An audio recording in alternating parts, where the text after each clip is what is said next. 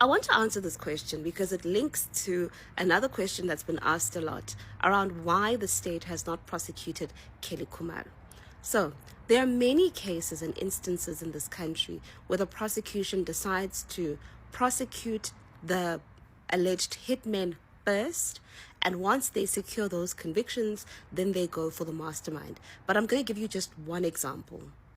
This is Ntutugo Shoba, and if you've been following the courts, you may remember him. He's the guy that was convicted of the brutal killing of his 8 months pregnant girlfriend, Kufakazwa. Now, the state believed that Shoba was the mastermind behind Bule's killing, but he didn't pull the trigger, and he certainly didn't do the crime himself.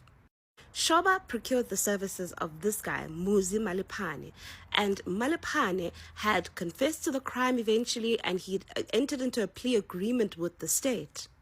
Once the state had secured the conviction of Muzgaisi Malipane, then they came for Ntutugo Shoba. It was the view of the state in that case that once the court had already made a pronouncement on the culpability or the guilt of the hitmen, then it will be easier to secure a conviction of the mastermind.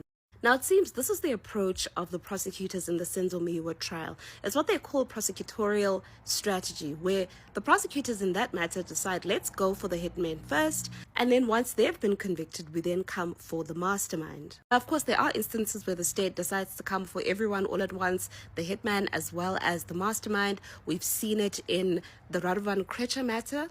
The number of matters that he has currently before court, he's being prosecuted with all his accomplices.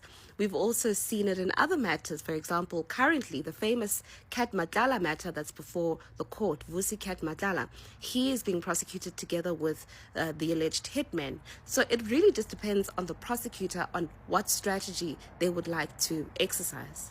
I think it's also important to point out that prosecutors may differ on strategy. For example, AfriForum's Gerrie Nel, who's a former prosecutor, is currently prosecuting for AfriForum in private prosecutions. He believes that they should prosecute all of them together with Kelly Khumalo and the 5 accused. However, the state still believes they want to go for the 5 accused first and then come for Kelly Khumalo.